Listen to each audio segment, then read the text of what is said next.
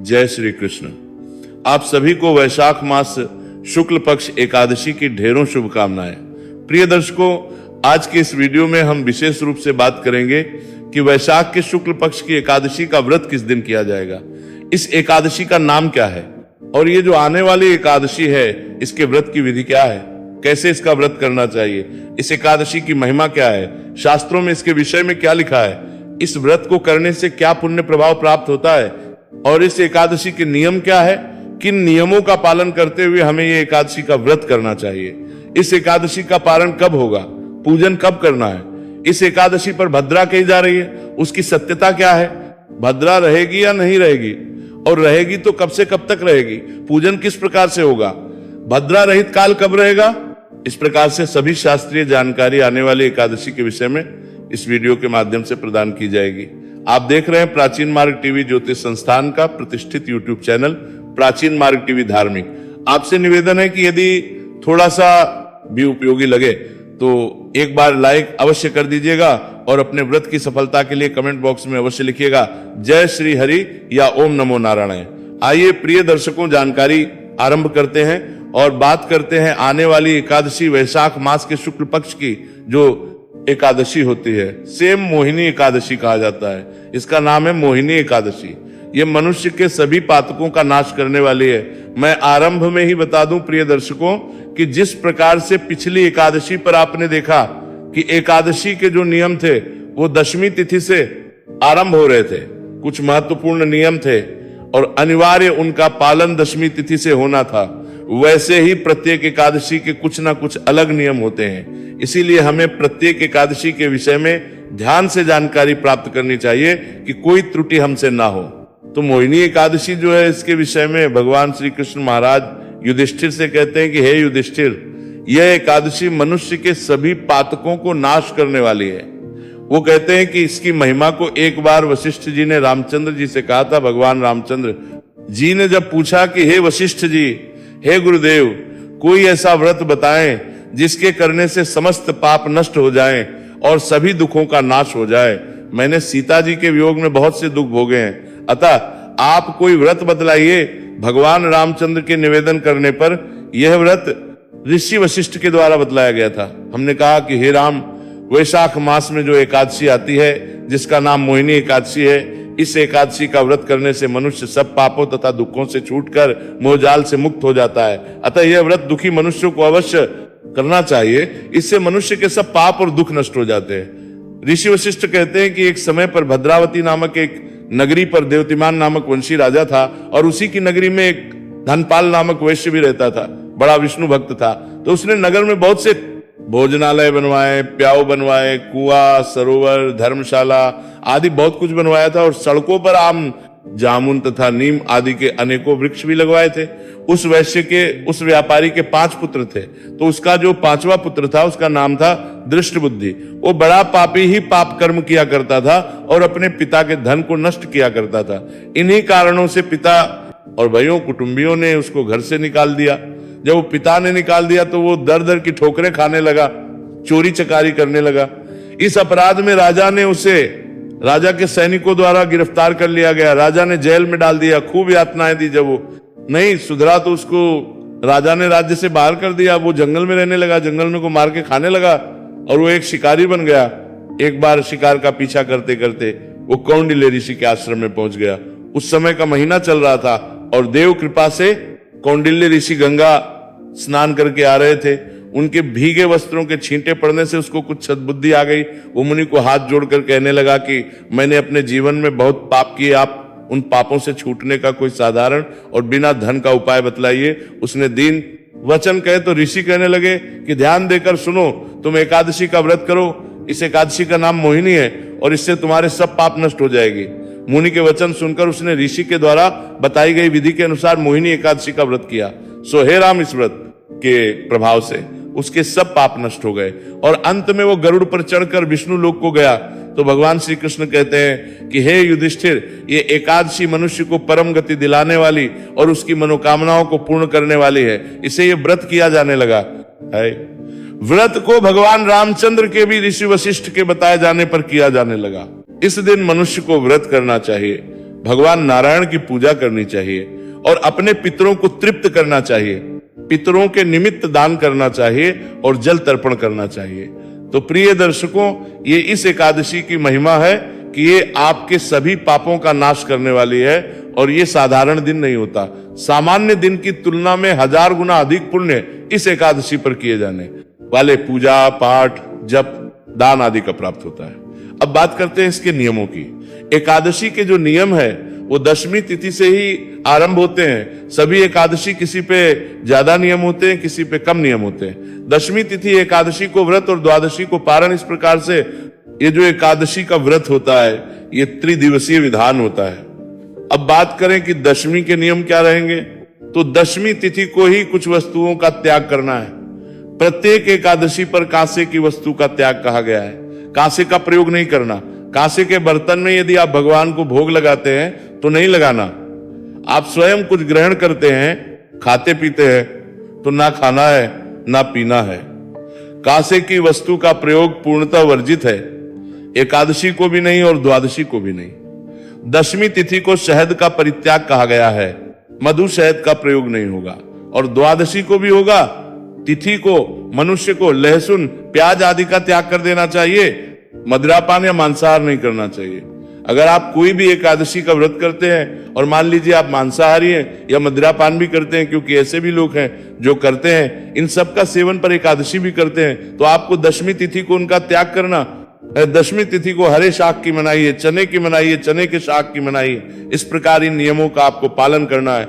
दशमी तिथि को जो भी माताएं बहनें सर धोती है, बाल धोती है, वो ध्यान दें कि व्रत वाले दिन अर्थात एकादशी के दिन और द्वादशी के दिन दोनों ही दिन सर नहीं धोया जाएगा, बाल नहीं धोए जाएंगे।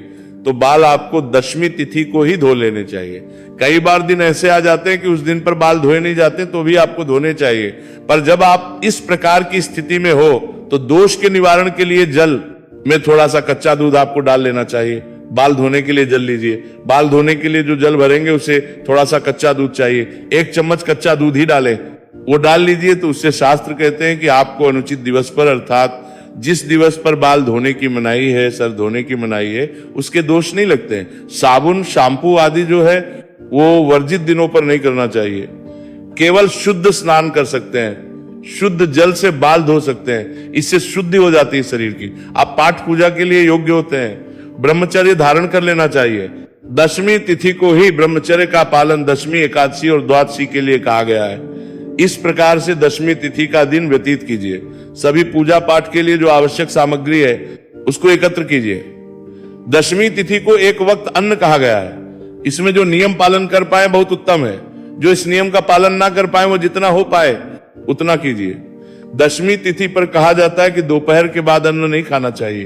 त्रिकाल को जब आप शयन कर रहे हैं ना, तो सोने से पहले दंत धावन कीजिए, दांत साफ कीजिए, अपने मुंह साफ कीजिए, जिससे कि अन्न का कोई दाना मुंह में ना रहे। और अगले दिन जिस दिन आप व्रत कर रहे हैं सूर्योदय से पहले उठ जाइए। ये वैशाख की एकादशी है और वैशाख के अंतिम 5 दिनों की शुरुआत यहीं से होती है। इस दिन आपको अवश्य रूप से सुबह सूर्योदय से पहले स्नान कर लेना चाहिए। अवश्य इसलिए कह रहा हूं क्योंकि अगर सूर्योदय से पहले स्नान कर लेंगे तो आपका जो पुण्य प्रभाव है वो बढ़ जाएगा, क्योंकि वैशाख है।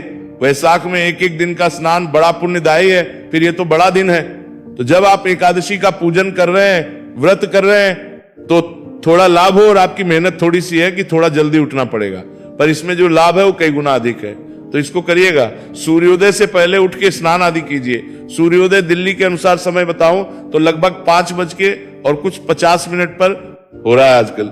एकादशी वाले दिन भी सूर्योदय लगभग 5:47 पर हो जाएगा।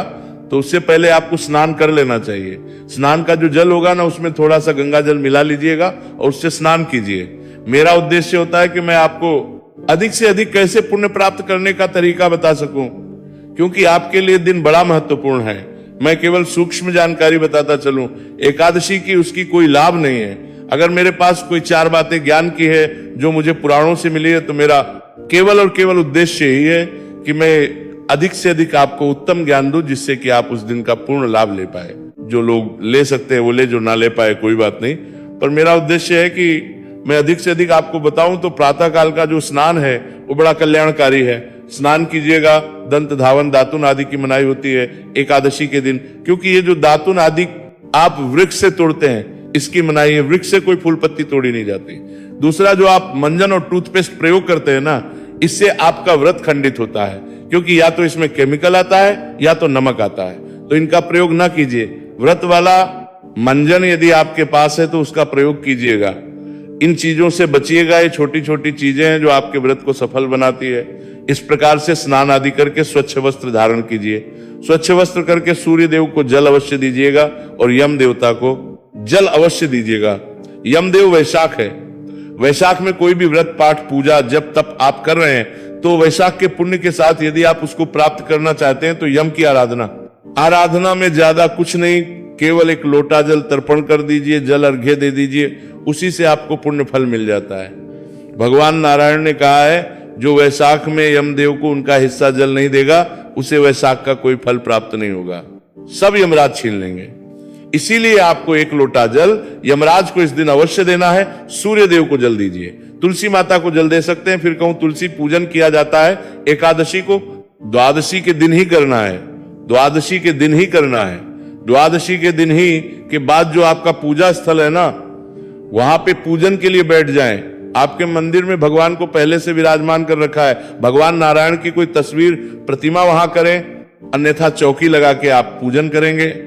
पूजन की सामग्री आप नोट कर लीजिए, सामग्री में क्या क्या चाहिएगा। भगवान नारायण चित्र, तस्वीर या प्रतिमा आपके पास होनी चाहिए। भगवान विष्णु की, उनके स्वरूप का आप पूजन करेंगे। शालिग्राम भगवान की पूजा कर सकते हैं, बहुत कल्याणकारी है। और भगवान लड्डू गोपाल की भी कर सकते हैं। सर्वश्रेष्ठ रहेगा इस माह में शालिग्राम भगवान के स्वरूप का पूजन। उनको स्थापित करने के लिए चौकी ले सकते हैं। चौकी पर बिछाने के लिए पीला या लाल रंग का वस्त्र ले सकते हैं। पूजा में उपयोग होगी रोली, मौली, पान, सुपारी, लौंग, इलायची, धूप, दीप, नैवेद्य, पुष्प, इत्र और जनेऊ। आपको पंचामृत बनाने के लिए आवश्यकता होगी। कच्चा दूध, दही, घी, शक्कर और गंगा जल की शहद का प्रयोग एकादशी के पंचामृत में नहीं होता है। ये सामग्री आपने करनी है। सारी सामग्री एकत्र कीजिए और एक लोटा लीजिए तांबे का, उसमें पहले थोड़ा सा गंगा जल भरिए, फिर शुद्ध जल भरिए और जो आपका पूजा स्थल है वहां पर सारी सामग्री एकत्र करके और आसन लगा के बैठ जाइए। सबसे पहले स्थान का शुद्धिकरण, पवित्रीकरण करेंगे और सामग्री का शुद्धिकरण करेंगे, क्योंकि आपके पास आने से पहले ये सामग्री बहुत से लोगों ने छुई होगी तो उनके हाथ किस अवस्था में थे, किसने साफ रखा, किसने नहीं रखा। इसीलिए भगवान को अर्पित करने से पहले किया जाता है। तो फूल के माध्यम से लोटे में जो जल भरा है ना आपने, तो फूल के माध्यम से उस जल के छींटे दीजिए इस स्थान पर और सामग्री पर। ओम अपवित्रा पवित्रो वा सर्वावस्थांगतोपि वा यह स्मृत पुंडरीकाक्षं सत्य। आपको पारद से पूर्व पर संबान बाह्याभ्यंतरा शुचि, इस प्रकार से जल छींटे देके आपने स्थान को शुद्ध किया, पवित्र किया है, सामग्री को शुद्ध किया है। चौकी लगाएंगे, चौकी पर वस्त्र बिछाएंगे और उस पर भगवान की स्थापना करेंगे। स्थापना करके भगवान के उनके सामने घी का दिया रखेंगे और धूप रखेंगे। पक्का आसन अवश्य देना है। तो पुष्प उनके नीचे रखिएगा, बिखरा दीजिएगा, उसके ऊपर रखिएगा दीपक को, क्योंकि दीपक कभी भी डायरेक्ट नहीं रखा जाता, आसन अवश्य दिया जाता है। भगवान को भी आसन देना है। वो जैसे ही मैं पूजा की विधि बताऊंगा उसमें आपको बताऊंगा। पूजा विधि में आपको अलग से वीडियो के माध्यम से बताऊंगा। यहां संक्षेप में बता दूं कैसे करना क्या है। इनकी स्थापना ऐसे ही करनी है। स्थापना करने के बाद अब सबसे पहले आप अपना हाथ धोएंगे, उसके बाद जल आचमनी करेंगे। तो अपने सीधे हाथ पर जल लीजिएगा, हस्तो प्रक्षालन नमः। हाथ धो लीजिए, फिर एक मंत्र पे 1 चम्मच जल आपको पीना है। 1 चम्मच से जल अपने सीधे हाथ में लेंगे और जल पी जाएंगे। जब बोलेंगे तब ओम माधवाय नमः जल लीजिए, पी जाइए। ओम केशवाय नमः जल लीजिए, पीजिए। ओम नारायणाय नमः जल लीजिए, पी जाइए। ओम हर्षिकेशाय नमः नमः जल लीजिए और हाथ धो लीजिए। हाथ धोने के बाद अब अपने आप को तिलक कीजिए, मौली बांधिए। अगर आपके पारिवारिक जन भी आपके साथ बैठकर पूजन कर रहे हैं तो उन्हें भी तिलक कीजिए, मौली बांधिए। भगवान का पूजन करने से पहले हमें पूजन के योग्य होना होता है। अब दीपक को प्रज्वलित करेंगे। दीप प्रज्वलन का मंत्र होगा शुभम करोति कल्याण आरोग्यं धन संपदा शत्रु बुद्धि विनाशाय दीप ज्योतिर्नमो शस्तुते। धूप को जलाएंगे, धूप दीप जला के फिर आपने संकल्प करना है। संकल्प एक आवश्यक प्रक्रिया है, तो संकल्प लीजिए, सीधे हाथ में जल लीजिए, उसमें पुष्प रख लीजिए। ₹1 का सिक्का दक्षिणा के रूप में कम से कम रखिए, अधिक जो भी रखना चाहे वो रख सकते हैं। 3 बार बोलिए ओम श्री विष्णु, ओम श्री विष्णु, ओम श्री विष्णु। अपना नाम, अपना गोत्र, जिस स्थान पर बैठकर पूजन कर रहे हैं वहां का मकान नंबर, क्षेत्र का नाम, शहर का नाम, आयु आरोग्यता प्राप्ति, भगवान नारायण एकादशी बोलिए श्री विष्णु, और यह संकल्प भगवान के चरणों में अर्पित कर दीजिए। संकल्प करने के बाद भगवान की पूजा कीजिएगा, स्नान कराइए, भगवान को वस्त्र अर्पित कीजिए, जनेऊ अर्पित कीजिए, तिलक कीजिए, तिलक करके पुष्प अर्पित कीजिए, माला पहनाइए, धूप देव दिखाइए, भोग प्रसाद अर्पित कीजिए, नए वैद्य के रूप में फिर जलाजमी कराइए और तांबूल अर्पित करके दक्षिणा अर्पित कीजिए, हाथ जोड़ के नमस्कार कीजिए। तदुपरांत तामने एकादशी की कथा सुननी है और साथ में विष्णु शास्त्र नाम का पाठ करना है या सुनना है और आरती करनी है। उसके बाद नियम अनुसार दिन व्यतीत कीजिए। शयन काल को कीर्तन करना चाहिए। कीर्तन की महिमा बहुत अधिक है।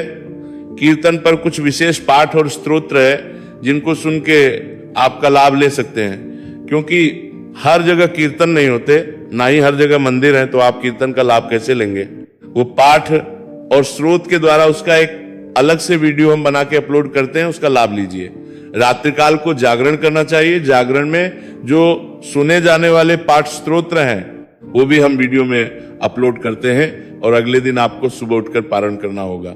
ध्यान दीजिएगा, फलाहारी व्रत होगा। सबसे उत्तम है कि फल और दूध का सेवन करना चाहिए। अन्नपूर्णता वर्जित है, नमक का प्रयोग नहीं और मिर्च का प्रयोग नहीं।